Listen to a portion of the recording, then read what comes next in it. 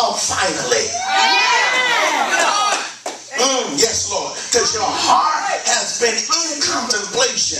Your heart has been in deliberation. Your heart has been in counsel with God. And if your heart is in counsel with God, then you're going to be entering into a moment with God that you don't even know if it's 10 years, 5 months, 5 minutes. Anybody know what I'm talking about? Because when I tap into the realm of God and I know God begins to invade my time, I can't tell you when he came, neither can I tell you when he left. Because now I lose all track of chronological sense. And I come into a realm where I say, Lord, this feels like eternity. This feels like, my God, the thing that I've been waiting for. This looks like, my God, the place that I've always longed for. And I found it in him. Somebody say it's only in him. Only in him. So in this next stage of our life, we need to stay in communication with God. Because when we are in close proximity with God, it determines our season. It determines our time. When you look up into Genesis chapter 1, he starts talking about light. He says, let there be light. But then down here in 14, he says, now let us create the sun. Wow. So that lets us understand that the light wasn't coming from the sun. The light was coming from the S-O-N, not the S-U-N. And if I stay in proximity, oh, y'all acting like y'all just heard that. My God, if I stay in close proximity to the S-O-N, then it determines the season of my life. Our life are in a direct revolving pattern around the S-U-N. And based upon that, we have 4 stages or 4 seasons of life. But when you tap into the S-O-N, oh, I believe that there are some trees that the Lord planted just in the midst of us, just so that we can see, my God, that if we stay in contact with the S-O-N, my God, we'll always stay green and full of nourishment and always in revival, always restored, always full of joy, always full of peace, always full of love, always full of victory. Are you hearing what I'm talking about? Somebody said there is an evergreen tree. There are some trees that change according to the season because they are based upon chronological time. But then there are some trees that move in kairos. Oh, I wish I had somebody here that said, I'm one of those kairos trees.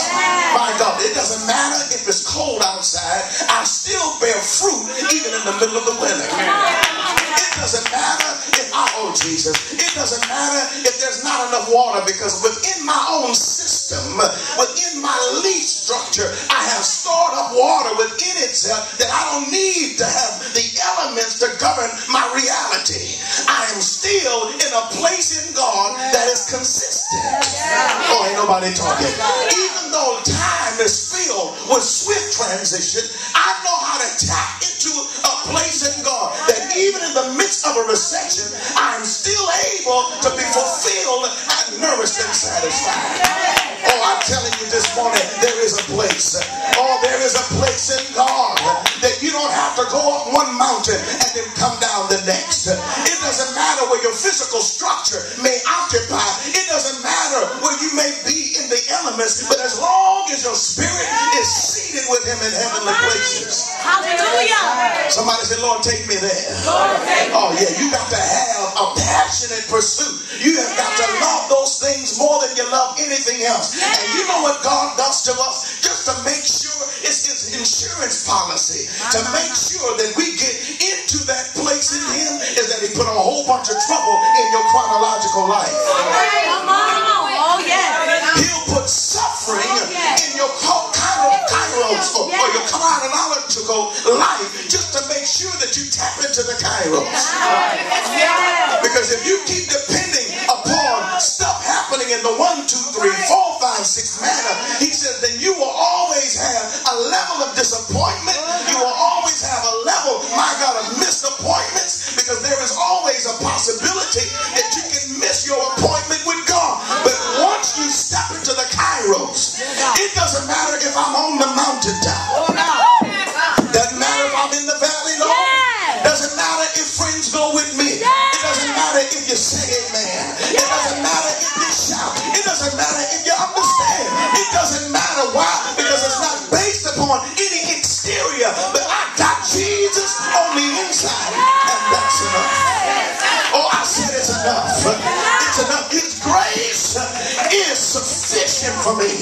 His anointing is enabling me.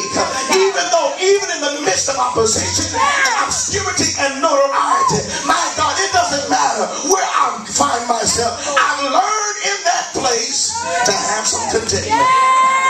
Somebody say, I am happy with Jesus.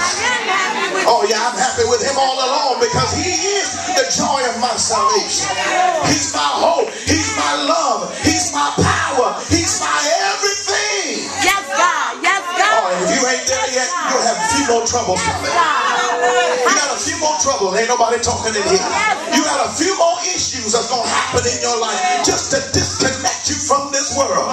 Wait till you bury about 15 people. Then you'll start to tap into maybe there's something more to life than what just meets the eye. Yes, Lord. Yes, Lord. Why is everybody dropping dead around me? Because God is trying to give you a symbol that this is death and it's not life at all. Let not your hope be built on things that are in this world, but build your hope on things eternal. Yes, God.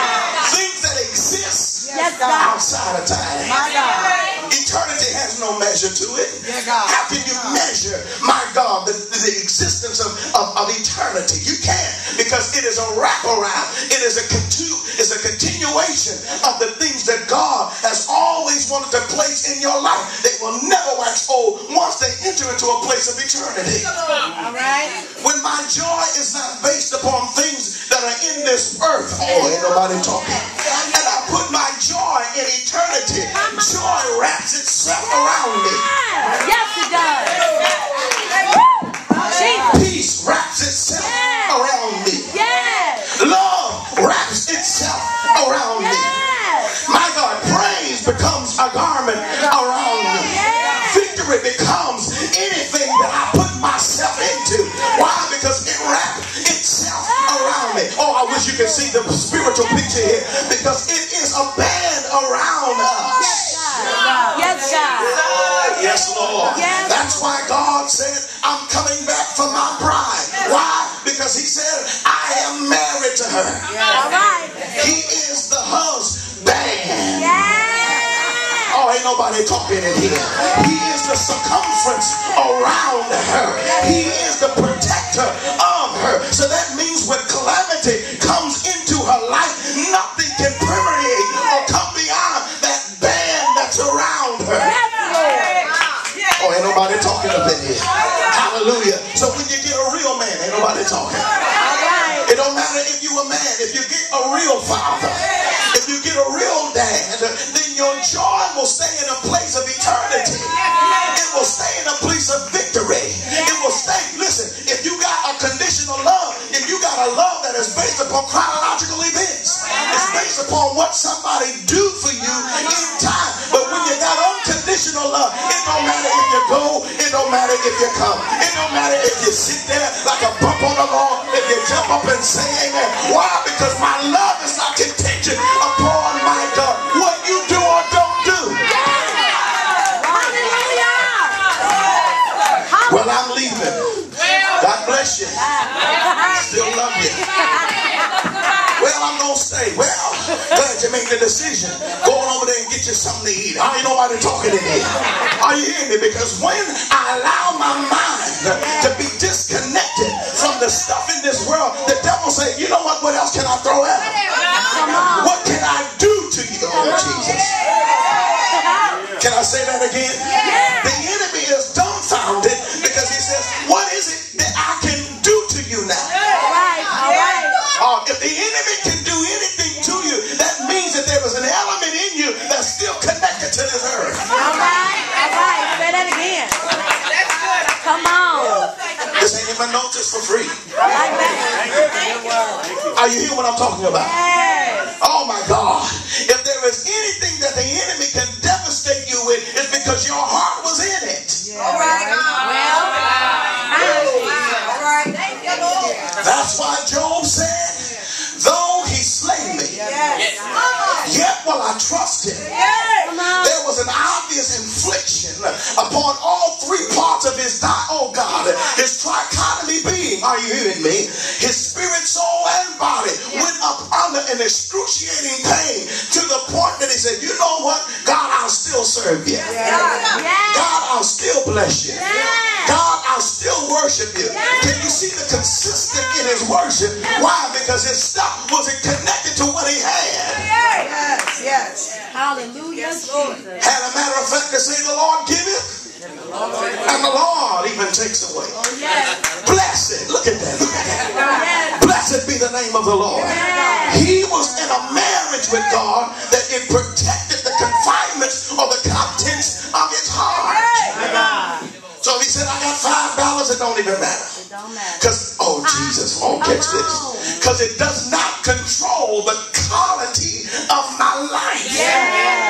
Hallelujah. If I got 5,000 or 5 million or $5, it's all the same to me because it does not derive my livelihood. It does not control my well-being. Yes, Lord. Oh, somebody said there is a place. Oh my God, there is a place in God that, listen, I can live on $5 like somebody else lives on 5 million. How you get here? You ain't in the millionaire club. That's all right. That's all right. You don't know my daddy. You don't know who I'm connected to. Ain't nobody talking to me. Your life is governed upon what you have or don't have. It's governed upon the seasons where things come and things go. But I have a place in God.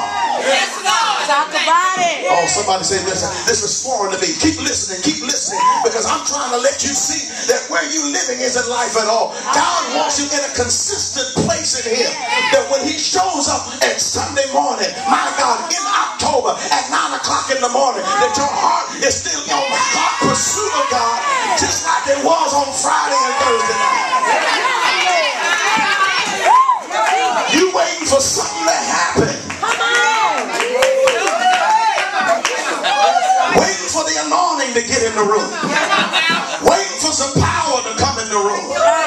Waiting for somebody to come and pray for me. Waiting for this to come happen for me. Waiting for this somebody to come and put me in the pool. Guess what? That man sat there and he was disappointed for how many years? Jesus, teach us. 38 years. Come on. Oh, ain't nobody talking in here. Come on. So that means he's got to be old. So that don't mean that wisdom comes with age. He's still sitting at the pool, stupid. Ain't nobody talking in here. Still sitting at the anointing. And there was a time and season where the angel was dispatched from glory. And it came and troubled the water. But he sat there waiting for somebody to come and do something for him. He said, Lord, I ain't got nobody to put me in the anointing. Speak, Lord. God, I ain't got nobody to come and pray for me. God, I ain't got nobody to come and do nothing for me. Or if I had this, or if I had that. Or am I talking to anybody in here? And God had to come and clarify his revelation. He says, listen, you got a knowledge. You know when stuff happens, but you don't have no wisdom to put yourself in it. All right. Come on. Are you hear what I'm talking about? Reach up and ask your neighbor, what you waiting on? What you waiting on? What are you waiting on? The anointing is always here. The power of God is always here. The victory of God is already in this room. The $1 million that you're looking for is already here. The anointing that you're looking for is already here. The connection that you need to make that next step in God is already here. That conversation that you need to have is already here. Ain't nobody talking. God has hid it in the confinements of his spirit, and he's waiting for you to permeate the atmosphere in order to get the divine release that you've been wanting